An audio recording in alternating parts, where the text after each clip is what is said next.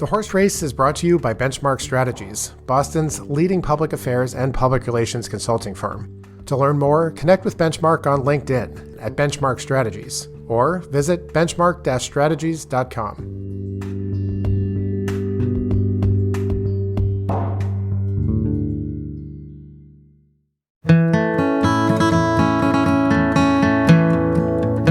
Welcome back to The Horse Race, your weekly look at politics, policy, and elections in Massachusetts. I'm Steve Casella, president of the Massing Polling Group, here as always with Jennifer Smith, reporter for Commonwealth Beacon, and it's Thursday, September 11th. This week was the Boston preliminary election. What happened and what does it mean?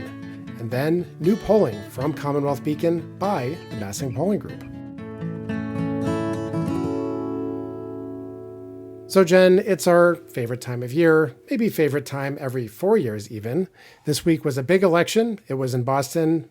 How do you celebrate, Jen? How do you mark this auspicious occasion? Well, I'm really happy that we do get such a regular and chaotic cycle of elections every single year. Of course, this was an off-year election, so that means mayoral races, city council races, and we just happen to be in an election year where everything national is also local, so we get to look up at the federal government and ask, boy, why are there a lot of masked people walking around our streets right now? Are they just here to usher us to the polls to vote for whoever we want to in the mayoral?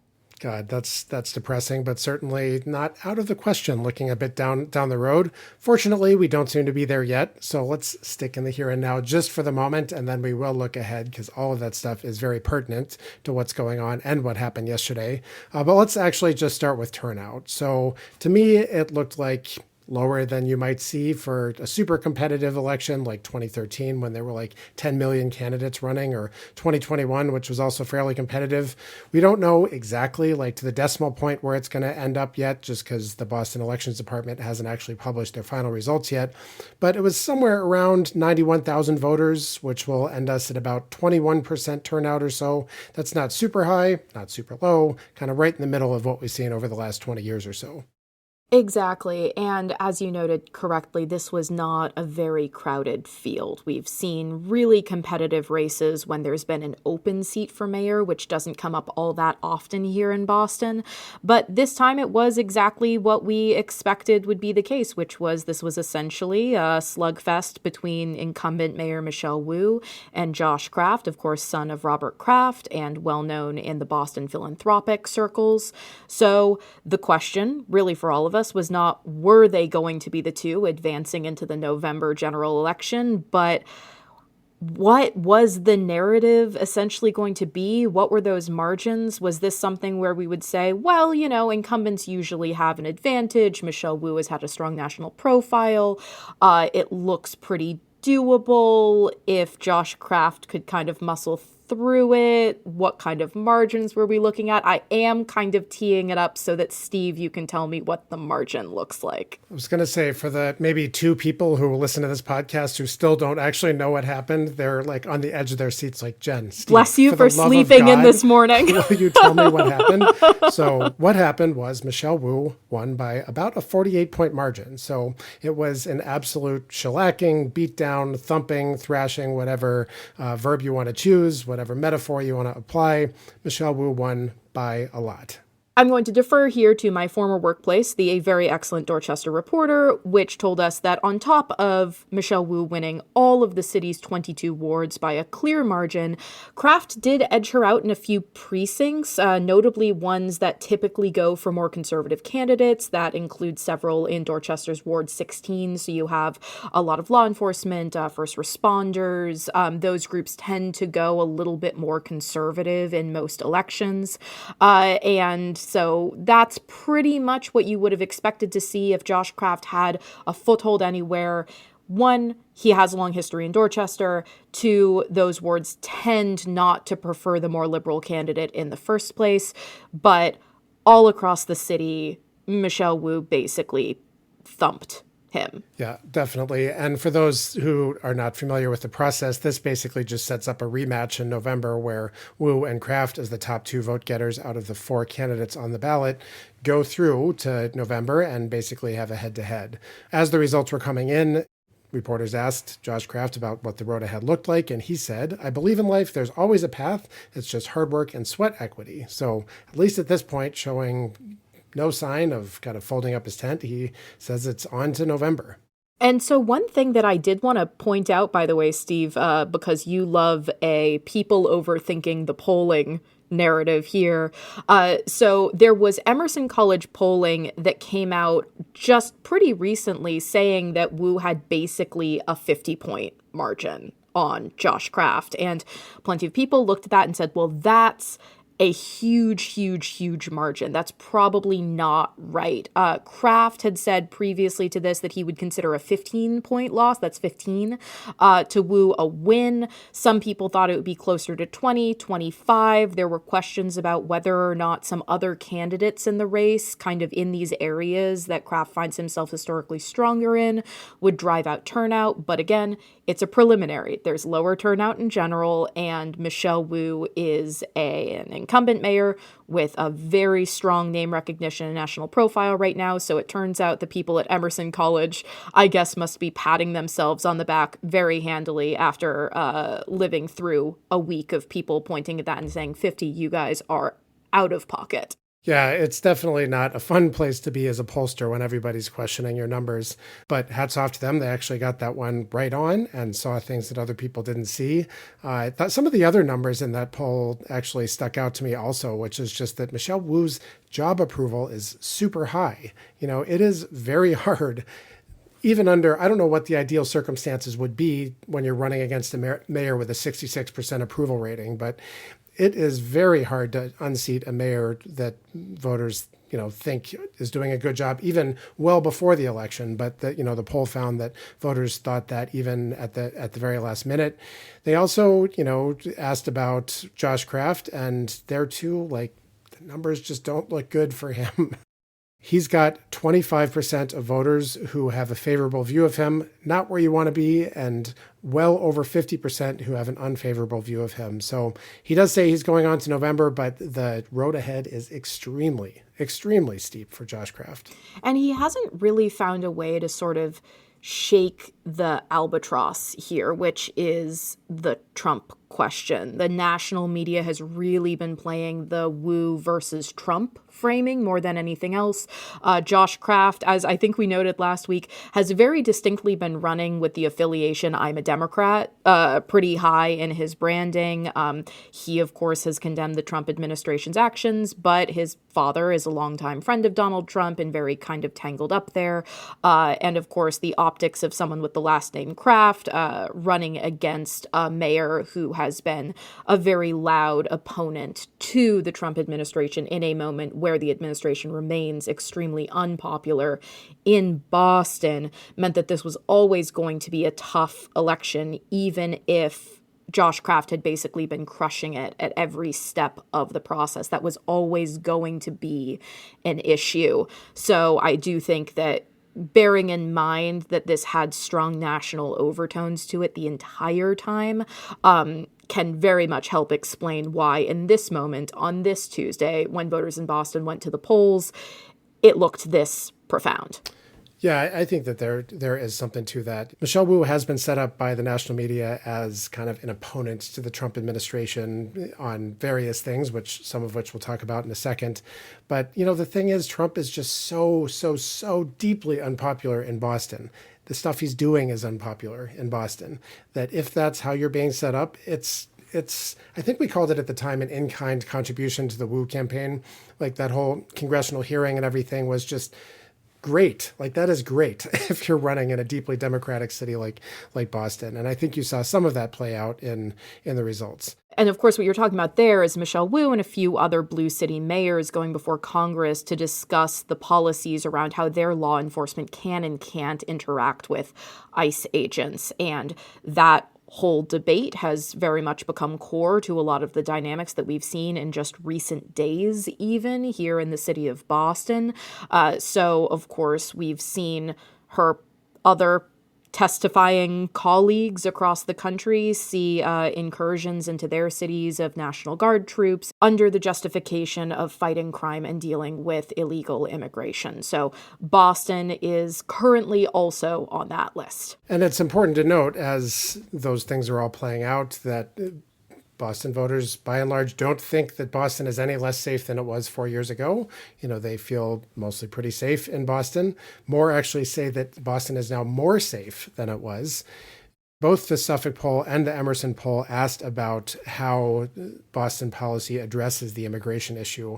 And the Suffolk poll found almost 80% view the Trust Act favorably. The Emerson poll asked about, quote, Mayor Michelle Wu's refusal to drop Boston's sanctuary city policies. 67% approved of that so-called refusal. So there's just no evidence that Boston voters are into this. The other one actually that stuck out is that Emerson actually asked specifically, do you approve or disapprove of President Trump deploying the National Guard to combat crime in Boston? 20% approve, 77% disapprove. Right. And it's not really fun banter, but since we talked last week about ICE coming to Boston, we should bear in mind that in the background of all of this election stuff is both a policy point, because both Michelle Wu and Josh Kraft have said they don't think that there needs to be a federal presence to deal with whatever the immigration crisis looks like. And then also, literally, right now, there is a new immigration surge in Boston. And just to work in some legal background right now, the U.S. Supreme Court just put a lower court order on hold that had said that ICE agents looking for people to detain on suspicion of immigration issues can't just rely on, quote, apparent race or ethnicity, speaking in Spanish or accented English, being present at a location where undocumented immigrants are, quote, known to gather. So that's something like pickup spots for day laborers, and working at specific jobs like landscaping or construction. So that ruling is on hold right now in the background of this new enforcement action that we're seeing. So just to translate that to plain language to be sure that I, a non-legal simpleton like myself, understand, what the Supreme Court is saying is you can, in fact, be detained just for looking Latino, speaking Spanish, or having one of these jobs, or being in one of these places. Yeah, they're saying that the courts at the moment shouldn't basically be making policy decisions about what the right way is to identify people who might not be here legally. Okay, well, that certainly is discouraging, and it sounds like from what you're saying that there's more to come on that. Now we are going to turn to some new polling from Commonwealth Beacon that will touch on how people view the people making these decisions.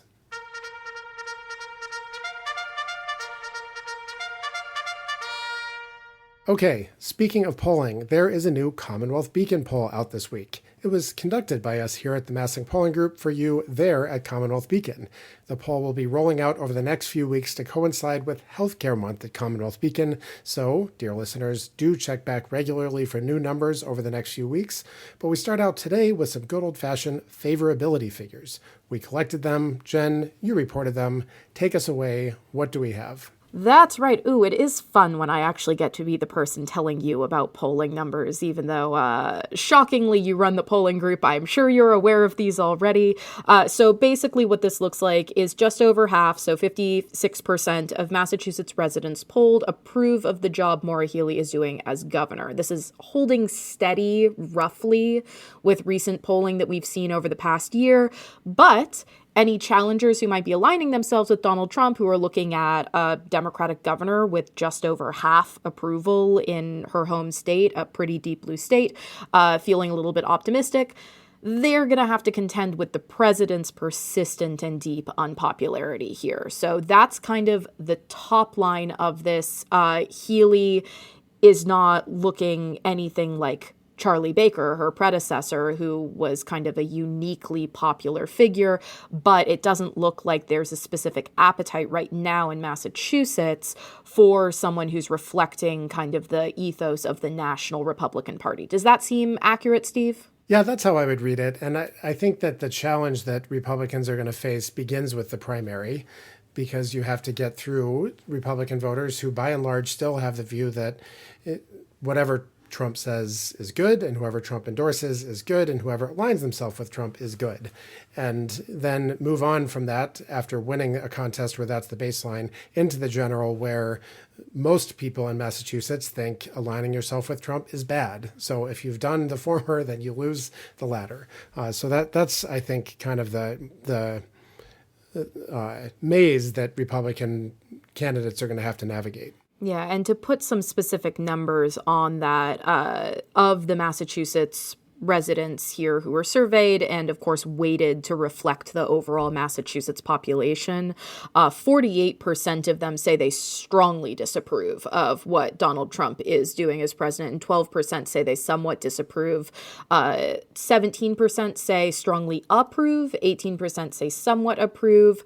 As is probably not surprising, people do tend to have opinions on the sitting president of the United States, so only 4% of respondents here said they weren't sure how they felt about his job performance. So you have kind of a big, Steve, you'll have to check my technical polling language here, but sort of a big, squishy Democratic, generally okay with the Democratic governor response, and then a big, more strongly impassioned negative response to the president. Yes, we also have some fairly conventional looking numbers in terms of demographics, with people with higher levels of education, for instance, more favorable towards Healy, less favorable towards Trump.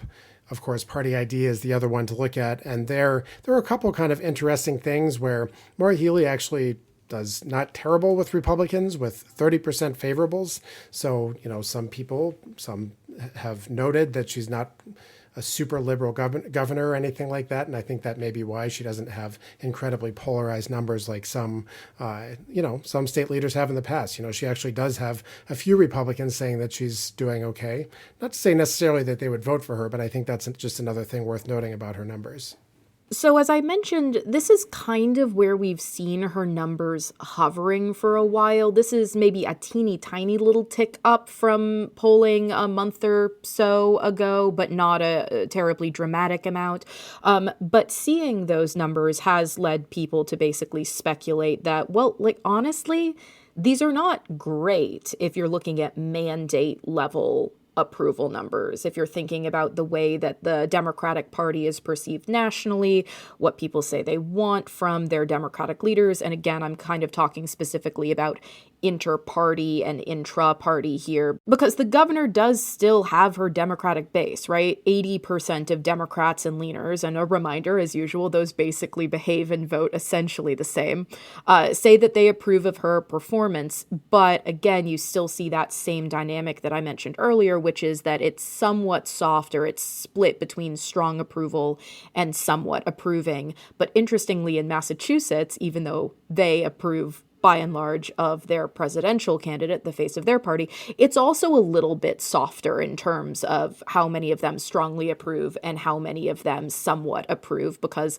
they may be Republicans, but Massachusetts Republicans are kind of a combination of those who are in alignment with the national party and those who are sort of following along or still hoping for someone out of the Baker mold. Right. And, it's worth noting, too, about Healy that other Democratic state leaders have also been kind of in the mid-50s. We think about Elizabeth Warren, we think about Ed Markey in the lead up to their past reelection campaigns. And, these are pretty normal numbers for a Democratic leader that have often preceded 25, 30-point wins. So it's not to predict that that's going to happen, because a lot of stuff could happen between now and then. But the thing that I'll focus on is, what is the path? What's the path for someone to actually beat her?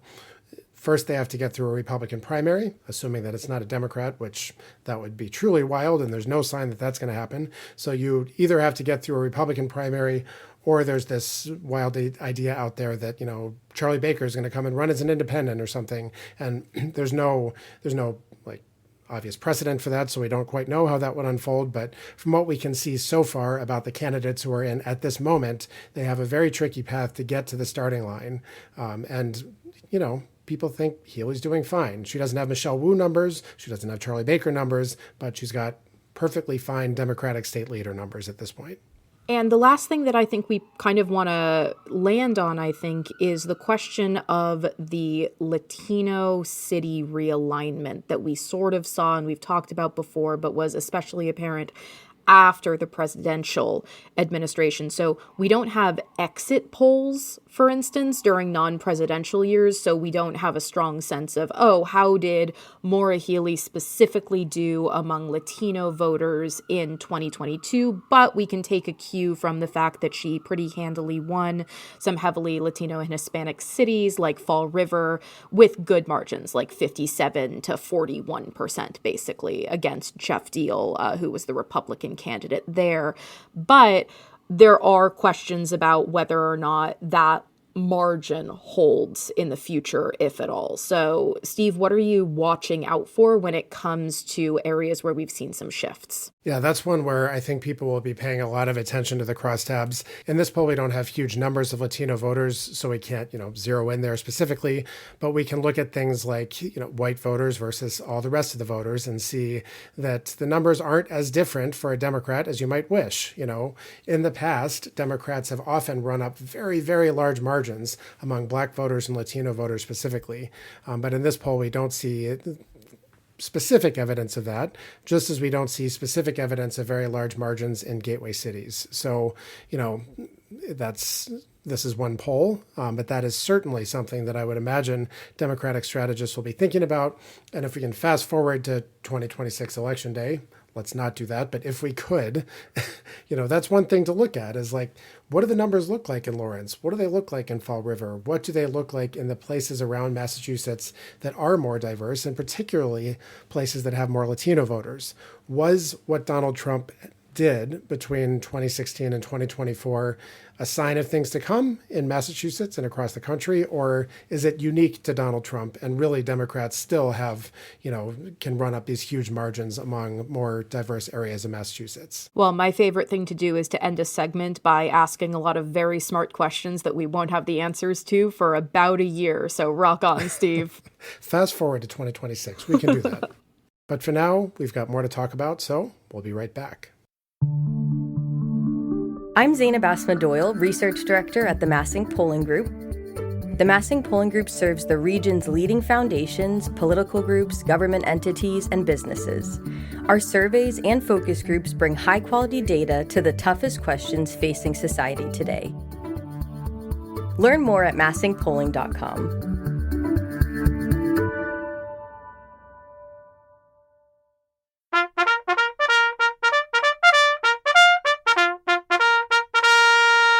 And that brings us to our final segment, which this week comes to us from our tax advisory department here at the Horse Race. Didn't know we had a tax advisory department, but we do now have one because, Jen, there is big news, big financial news, big for you and me. Oh my God, are we literally exempt from this? That's so crazy. Sorry. Yes.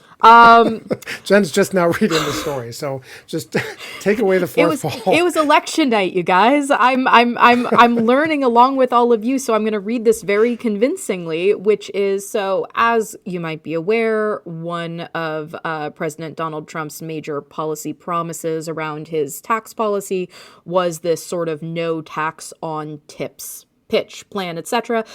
That's a very sweeping promise. And so the question that a lot of people had was, well, what does that actually look like? Literally no tax on literally any tips. How do you decide what tips are? Anyway, not to digress too much. So we now have a list of groups that are exempted from taxes on tips. That might involve the people that you would expect, like sommeliers, cocktail waiters, pastry chefs, cake bakers, bingo workers, club dancers. So Steve, you're safe. But it also doubly keeps Steve safe because podcasters and social media influencers are also excluded from forking over a portion of their tips. So thanks to the good old Associated Press for telling me that I get to keep all of these sweet, sweet horse race tips to not spend at happy hours in Massachusetts. Do people actually tip podcasters? Like, that was my confusion about this list, was some of these things I'm familiar with, like the practice of tipping, waiters and waitresses and other people who you interact with in various capacities. But we've had, Jen, you and I have had a lot of live podcast events. I have not seen 1 cent of tips from our guests. And I feel personally slighted by that fact. Did you want them to throw $1 bills at us as we interviewed then Attorney General Maura Healey at a live event? Do you think that would have been a good optic? Yes. Yes, I do. I think this is... Oh my gosh. I think this mostly is referring to the folks who have kind of, subscriptions, Patreons, live streams on Twitch, something like that. Am I saying words that make sense to you, Steve Koczela? I'm familiar with that vocabulary. Yes, I am, Jen. But I still hold on to my resentment that our listeners have never once tipped us, because now we wouldn't have to fork over income taxes. That's right. Start tipping immediately. That is, I guess, the final word on this podcast today. That's right. Fortunately for all of you, that is all the time we have for today. I'm Steve Koczela, signing off with Jennifer Smith. Our production and theme music is done by Charlie Koczela. You can write to us at thehorseracepodcast@gmail.com, and we will tell you how to send us tips. Don't forget to give The Horse Race a review and send us a tip wherever you're hearing us now. Subscribe to Commonwealth Beacon's daily download and reach out to us here at the Massing Polling Group if you need polls or focus groups done. For now, thank you all for listening, and we'll see you next week.